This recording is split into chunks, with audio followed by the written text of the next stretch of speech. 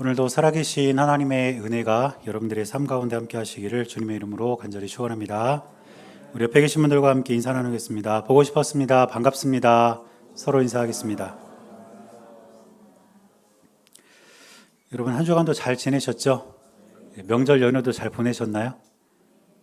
잘 못 보내신 분들도 계신가 봐요. 네, 지난주에 못 뵌 분들도 계시는데 또 이렇게 함께 얼굴 뵙고 예배드리게 되어서 감사하게 생각합니다. 지난주 수요일부터 이제 사순절이 시작됐는데 올해 사순절은 우리가 갈라디아서 말씀을 중심으로 진리의 복음 안에서 이런 주제를 가지고 복음에 관해서 함께 말씀을 좀 나누려고 합니다. 이 복음에 관한 말씀이 이제 교리적인 내용이고 성경 본문을 꼼꼼히 살피는 그런 내용이기 때문에 조금 딱딱하고 어려울 수는 있지만 여러분들이 이 사순절 기간 갈라디아서 말씀을 통해서 여러분들의 신앙과 믿음이 더욱더 견고해지는 그런 기회로 삼으시기를 바랍니다. 우리가 오늘 본문으로 읽은 이 갈라디아서는 바울이 갈라디아 교회에 쓴 편지입니다. 그런데 갈라디아는 도시 이름이 아니고 지역 이름입니다. 그래서 바울이 1차 전도 여행을 할 때 갈라디아 지역을 두루 다니면서 복음을 전했고 그 결과 많은 그리스도인들이 생겨났습니다. 그리고 그들이 모여서 예배를 드리면서 자연스럽게 교회가 세워지게 되었습니다. 그런데 바울이 첫 번째 전도 여행을 마치고 두 번째 전도 여행을 하면서 이 갈라디아 교회에 관한 소식을 들었는데 충격적인 소식을 듣게 됩니다. 어떤 소식을 들었냐면 바울이 분명히 그곳에 진리의 복음을 전했는데 갈라디아 교회 교인들이 바울이 전한 복음을 따라서 신앙생활을 하는 것이 아니라 다른 사람들이 전해준 잘못된 가르침을 따라서 신앙생활을 하면서 그들의 삶과 신앙이 엉망이 되었다는 그런 소식을 듣게 되었습니다. 여러분, 바울이 전한 진리의 복음의 내용이 과연 무엇일까요? 아마 여러분들은 복음이 무엇인지 명확하게 알고 계시는 분들도 계실 겁니다. 성경에 보면 바울이 복음을 전하면서 그 복음에 관한 여러 가지 이야기들을 말했는데 그 가운데 복음을 가장 잘 요약하고 있는 본문이 에베소서 2장 8절입니다. 말씀을 보면 이렇게 기록합니다. 너희는 그 은혜에 의하여 믿음으로 말미암아 구원을 받았으니 이것은 너희에게서 난 것이 아니요 하나님의 선물이라. 여러분, 이것이 복음입니다. 이 말씀을 자세히 보면 너희는 그 은혜에 의하여 구원을 받았다 이렇게 시작합니다. 이것은 풀어서 더 정확히 말하면 하나님의 은혜로 인해서 구원을 받았다는 뜻입니다. 그리고 두 번째 보면 믿음으로 말미암아 구원을 받았다. 바울이 이렇게 말하는데 더 정확히 말하면 예수 그리스도를 믿는 믿음으로 말미암아 예수 그리스도의 십자가와 부활을 믿는 그 믿음을 통해서 구원을 받았다고 바울이 말하고 있습니다. 그리고 바로 이 구원이 너희에게서 난 것이 아니다. 이 말의 의미는 구원은 너희의 힘으로, 너희의 노력으로, 너희의 의지로 받은 것이 아니다. 이렇게 말하는 것이고 마지막으로 이것이 하나님의 선물이라는 것은 조건 없이 주어진 선물이 바로 구원이다 라고 말하는 것입니다. 그래서 에베소서 2장 8절은 이 진리의 복음의 핵심을 담고 있는 말씀입니다. 하나님의 은혜에 의하여 예수 그리스도를 믿는 믿음으로 사람의 공로가 아니라 하나님께서 선물로 주신 것이 바로 구원이라는 것입니다. 여러분, 이 사실을 여러분 꼭 기억하시기를 바랍니다. 그리고 바울이 갈라디아 지역에 전한 진리의 복음의 내용이 바로 이것이었다는 거죠. 그런데 바울이 그렇게 복음을 전한 이후 뒤이어서 들어온 다른 사람들은 잘못된 신앙관을 가르치기 시작했고 갈라디아 교회 성도들이 그들의 잘못된 가르침을 따라서 전혀 다른 신앙의 길을 걸어가고 있었다는 것입니다. 그래서 갈라디아서의 이 어조는 매우 긴박합니다. 성경을 보면 바울의 다른 편지들도 있죠. 그런데 그 편지들을 보면 바울이 먼저 인사를 건네고 또 그들의 삶과 신앙에 대해서 감사하고 또 그들을 축복하고 이런 다음에 자기가 하고 싶은 말을 해요. 그런데 갈라디아서는 그렇지 않습니다. 가장 먼저 간단한 인사를 전한 이후에 즉시 그들이 잘못하고 있는 부분들을 지적하면서 그들의 신앙을 바로잡고 있는 것을 볼 수가 있습니다. 그만큼 바울은 갈라디아 교회에 일어나고 있는 상황을 심각하게 여기고 있다는 것이었고, 그들의 신앙이 다시 바른 신앙으로 돌아오기를 원하고 있었다는 것입니다. 그래서 바울은 오늘 우리가 읽은 이 본문 속에서 변질된 복음을 뭐라고 지칭하냐면 다른 복음, 이렇게 말합니다. 다른 복음. 그래서 우리가 읽은 구절마다 6절, 7절, 8절, 9절 각 구절마다 다른 복음, 다른 복음, 다른 복음, 이렇게 다른 복음에 관한 내용이 반복되고 있습니다. 그리고 바울은 그 다른 복음의 정체가 무엇인지를 밝히면서 그들이 다른 복음에 저항해서 진리의 복음을 따라 신앙생활을 하고 살아가기를 지금 원하고 있다는 거예요. 그런데 오늘 우리가 가진 성경은 모든 그 말씀을 다른 번역이라고, 다른 복음이라고 번역하고 있지만 성경 원어인 헬라어 성경을 보면 다른 복음에 해당하는 이 다른이란 단어가 각각 다 다른 단어를 사용하고 있는 것을 볼 수가 있습니다. 이것은 무슨 뜻이냐면 바울이 언급한 다른 복음은 한 가지가 아니라는 거예요. 여러 가지 다른 복음, 여러 가지 잘못된 가르침이 갈라디아 교회 성도들의 신앙을 위협하고 있었다는 것입니다. 그런데 우리가 이 말씀을 그냥 지나칠 수 없는 이유는 무엇이냐면 우리가 살아가는 이 시대 역시 다른 복음, 바울이 언급했던 잘못된 복음이 여전히 우리의 신앙과 삶을 위협하고 있다는 것입니다. 그래서 오늘 본문을 조금 더 자세히 살펴보면서 바울이 언급한, 그리고 이 시대에 우리의 삶과 신앙을 위협하는 다른 복음의 정체가 무엇인지를 우리가 살펴보고 그 다른 복음에 저항함으로써 우리가 바른 신앙을 지켜내며 살아갈 수 있는 우리 모두가 될 수 있기를 주님의 이름으로 간절히 축원합니다. 자, 첫 번째로 우리가 살필 다른 복음의 정체, 우리가 저항해야 할 다른 복음의 모습은 무엇이냐면 율법주의입니다. 이것은 내 힘으로 구원받을 수 있다라고 주장하는 잘못된 가르침이에요. 오늘 6절 말씀을 보니까 바울이 이렇게 쓰고 있습니다. 그리스도의 은혜로 너희를 부르신 이를 이같이 속히 떠나 다른 복음을 따르는 것을 내가 이상하게 여기노라. 내가 너희들에게 진리의 복음을 전해줬는데 너희들이 그 복음에서 떠나서, 그것도 속히 떠나서, 빠르게 떠나서 다른 복음을 따르는 너희들의 그 상황을 나는 도저히 이해할 수 없다. 이렇게 바울이 이야기합니다. 그런데 여기서 다른 복음, 이 다른이라는 단어가 헬라어는 어떤 단어를 썼냐면 헤테론이라는 단어를 썼습니다. 헤테론. 헬라어로는 저렇게 쓰고요. 헤테론이라고 있습니다. 그런데 이 헤테론의 의미가 뭐냐면 이런 뜻입니다. 이질적이다. 성질이 서로 다르다. 이런 뜻을 가지고 있어요. 그러니까 바울이 언급하고 있는 다른 복음은 바울이 전한 진리의 복음과는 이질적인, 성질이 다른 그런 복음을 말하고 있는 것입니다. 여러분, 바울이 전한 진리의 복음은 무엇이었습니까? 아까 말씀드렸던 것처럼 하나님의 은혜로 구원을 받는다는 것이에요.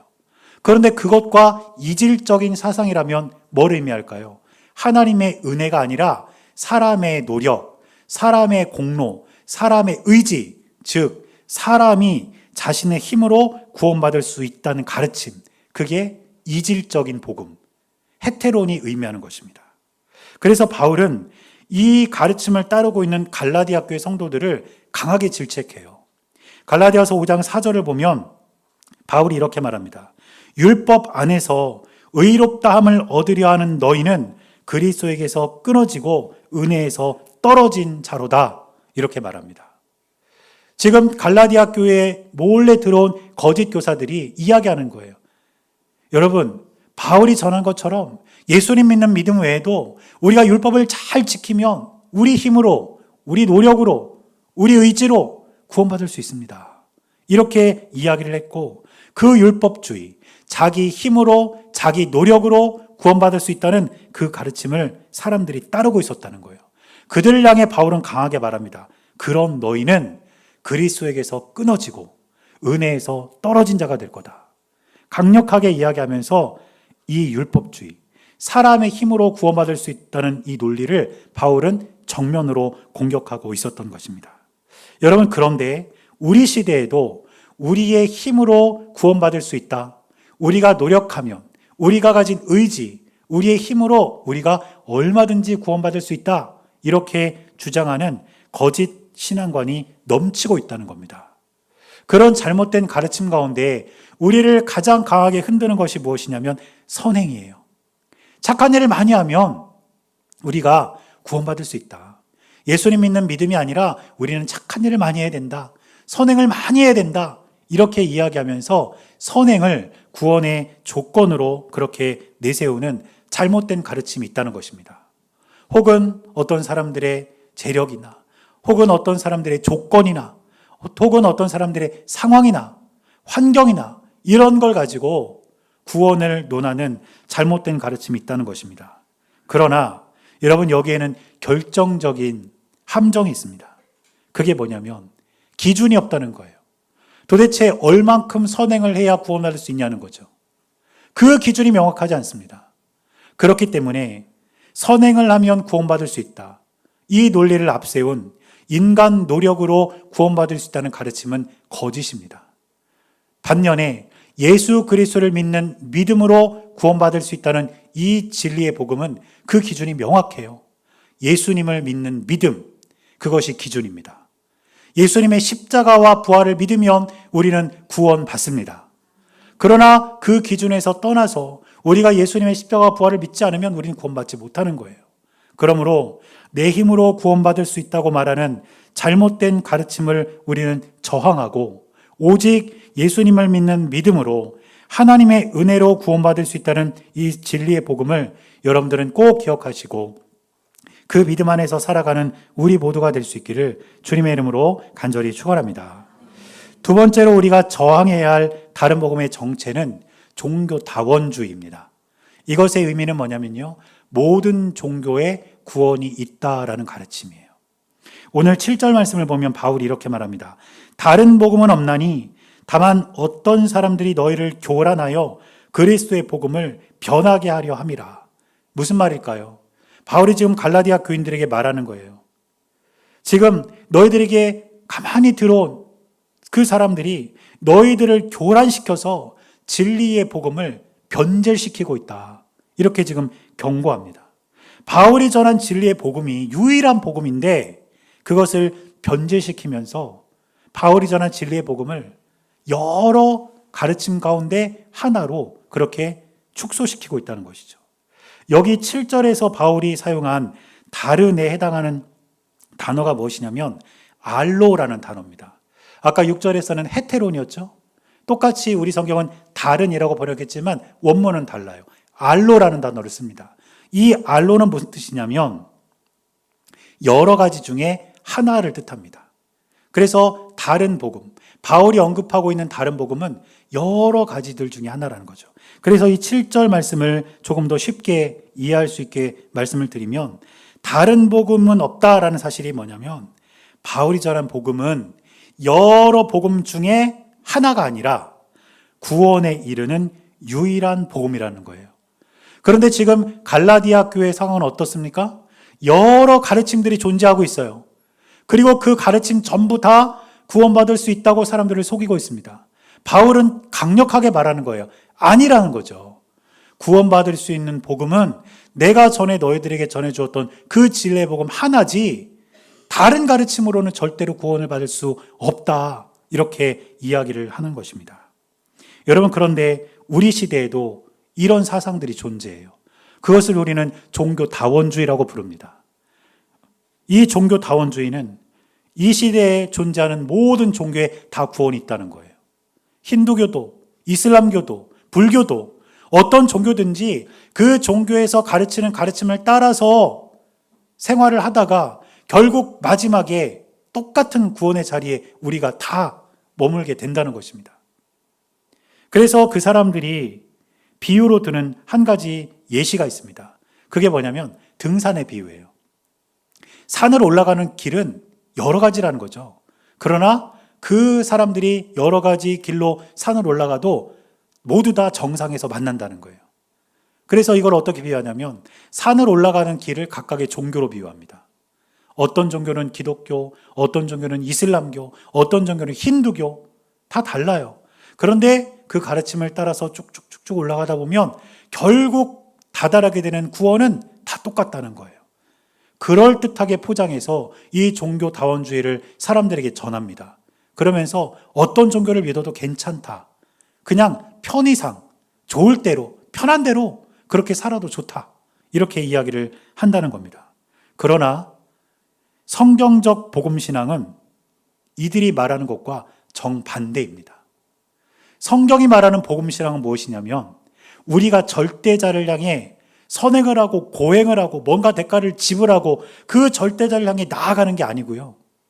이 땅에 친히 내려오신 우리 하나님을 우리가 만나고 그분을 믿는 것입니다. 다른 종교들은 무엇인가를 해서 신의 경지에 도달하라고 말해요.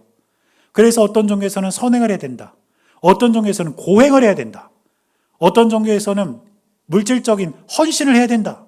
이렇게 말하면서 구원에 이르도록 노력해서 올라오라는 거예요. 그러나 기독교는 정반대입니다.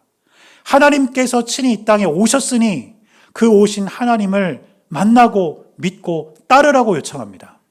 그래서 마가복음 1장 15절에 이렇게 말합니다. 이르시되 때가 찼고 하나님의 나라가 가까이 왔으니 회개하고 복음을 믿으라 하시더라. 이것이 복음입니다. 여러분, 그러므로 다른 모든 종교에도 구원의 길이 있다는 이 사실은 거짓입니다. 다른 종교에서 말하는 이 구원이 성경에서 말하는 구원과 같지 않습니다. 그리고 다른 종교에서 말하는 그 구원의 근거가 매우 빈약합니다.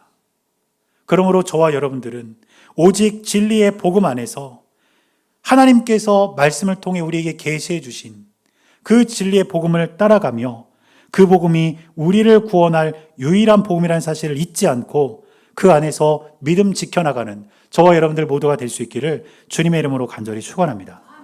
마지막 세 번째로 우리가 저항해야 할 다른 복음의 정체는 인본주의입니다. 이것은 뭐냐면 내가 받아야 될 구원보다 지금 나 자신의 삶이 더 중요하다는 거예요. 구원? 그 뭐가 중요하는 거예요? 지금 내 삶이 더 중요하고 내가 즐겁게 살고 내가 재밌게 살고 이게 더 중요하지 뭐 하나님이 중요하냐? 이렇게 말하는 것이 인본주의 가르침의 핵심이고 우리가 저항해야 할 다른 복음의 정체라는 것입니다. 오늘 우리 본문의 8절을 보면 바울이 이렇게 말합니다. 그러나 우리가 혹은 하늘로부터 온 천사라도 우리가 너희에게 전한 복음 외에 다른 복음을 전하면 저주를 받을지어다. 그리고 9절에서 다시 한번 이 내용을 강조해서 반복하는데 이렇게 말합니다. 우리가 전에 말하였거니와 내가 지금 다시 말하노니 만일 누구든지 너희가 받은 것 외에 다른 복음을 전하면 저주를 받을지어다. 8절에서도 9절에서도 똑같이 다른 복음을 전하면 저주를 받을 것이다 이렇게 말합니다. 그런데 이 저주에 해당하는 의미가 뭐냐면 죽여서 우상에게 바쳐진 제물을 뜻합니다. 우상에게 바쳐졌기 때문에 이것은 하나님에게서 분리된 거예요. 그리고 하나님의 심판을 피할 수가 없는 것입니다. 그러므로 저주를 받을 것이다 라는 말은 어떤 뜻이냐면 하나님의 심판을 받게 될 것이다 이런 뜻입니다. 말씀 그대로 다시 한번 말씀드리면 이런 뜻이죠. 다른 복음을 전하면 그 전하는 너희들은 하나님의 심판을 피할 수 없다. 그러므로 절대로 다른 복음을 전하지 말아라 이렇게 경고하고 있는 것입니다. 그런데 바울이 이 8절과 9절에서 다른 복음을 언급하면서 사용하고 있는 단어는 또 달라요. 여기서 말하고 있는 다른이라는 이 단어는 헬라어로 파라라는 단어를 쓰고 있습니다. 첫 번째 단어는 헤테론이었고 두 번째 단어는 알로였죠. 세 번째 다른은 파라예요. 이 파라는 무슨 뜻이냐면 어떤 기준에서 벗어났다라는 뜻입니다. 그러니까 다른 복음은 진리의 복음이라는 그 기준에서 벗어난 복음이에요. 진리의 복음은 하나님이 기준이 됩니다. 하나님의 은혜로 주어진 복음입니다. 그런데 그 기준에서 벗어났다는 것은 하나님이 아니라 사람을 향하고 있는 말이라는 것이겠죠. 그래서 여기서 말하는 파라를 사용한 다른 복음은 철저히 인간 중심의 구원. 다시 말하면 이 세상에서 우리가 얼마나 즐겁게 사느냐, 얼마나 즐기며 누리며 사느냐, 여기에 초점을 맞추고 있는 잘못된 가르침이라는 것을 뜻합니다. 당시 갈라디아 교회에 가만히 들어온 거짓 교사들이 이야기하는 거예요. 너희들이 받는 그 구원, 그것보다 더 중요한 건 너희들이 얼마나 즐겁게 사느냐야. 구원받기 위해서 너희들이 때로는 노력을 하고 애를 쓰고 그렇게 사는 게 아니라 그냥 즐기면서 사는 게 중요해. 이렇게 이야기를 했다는 것입니다. 그런데 여러분, 이런 가치관이 2000년 전 갈라디아 교회에서만 있었겠습니까? 오늘 우리가 사는 이 시대 역시 철저히 개인주의가 지배하고 있고 그 핵심에 이 인본주의가 차지하고 있기 때문에 우리에게 속삭이는 거예요. 굳이 신앙생활을 하면서 시간을 투자하고 에너지를 투자하면서 굳이 그렇게 살 필요가 뭐가 있냐. 즐기며 살아, 그냥. 편하게 살아. 이렇게 이야기하면서 우리를 신앙으로부터 멀어지게 하는 잘못된 가르침이 우리를 위협하고 있다는 것입니다. 여러분, 그러나 구원받는 삶과 즐기며 누리는 삶 가운데 무엇이 더 가치 있고 무엇이 더 중요할까요? 많은 사람들은 지금 자신이 살고 있는 이 삶이 영원할 것 같이 살아요. 내가 지금 누리며 살고 즐기며 사는 게 영원할 것처럼 그렇게 산다는 거예요. 그러나 여러분 아십니까? 우리의 삶은 길어야 100년입니다. 그러나 영원한 삶은 그것을 시간으로 우리가 표현할 수도 없습니다. 구원은 그 영원한 삶을 보장하는 삶이고 우리가 즐기는 삶은 길어야 100년뿐인 삶입니다. 그렇다면 무엇이 더 가치 있고 우리가 무엇을 더 중요하게 여겨야 할까요? 구원이 우리에게 훨씬 더 중요하고 훨씬 더 가치 있는 삶이라는 것을 기억하시기를 바랍니다. 여러분, 이 세상은 인본주의를 앞세워서 즐기며 살아라, 누리며 살아라 이렇게 이야기하고 있지만 우리는 인본주의가 아니라 하나님 중심주의로 살아가는 우리 모두가 될 수 있기를 주님의 이름으로 간절히 축원합니다. 그래서 우리가 사는 이 시대도 갈라디아 교회의 상황과 마찬가지로 내 힘으로 구원받을 수 있다는 잘못된 가르침, 다른 종교에도 구원이 있다는 잘못된 신앙, 구원보다 내 삶이 더 중요하다는 잘못된 논리가 우리의 삶을 지배하고 있지만 저와 여러분들은 이러한 다른 복음에 저항하고 진리의 복음을 따라 살아감으로써 하나님께 영광을 돌리는 우리 모두가 될 수 있기를 바랍니다. 제가 언급한 이런 다른 복음의 공통점은 사람들의 편의와 즐거움을 보장한다는 거예요. 그러나 진리의 복음은 하나님께 영광 돌리는 것을 가장 큰 목적으로 삼습니다. 그리고 그것이 우리 삶과 신앙의 가장 큰 이유가 되어야 합니다. 그러므로 이 사순절을 보내며 저와 여러분들은 다른 복음에 속지 않고 그 다른 복음에 저항해서 진리의 복음 안에서 믿음 지켜 살아가는 우리 모두가 될 수 있기를 주님의 이름으로 간절히 축원합니다.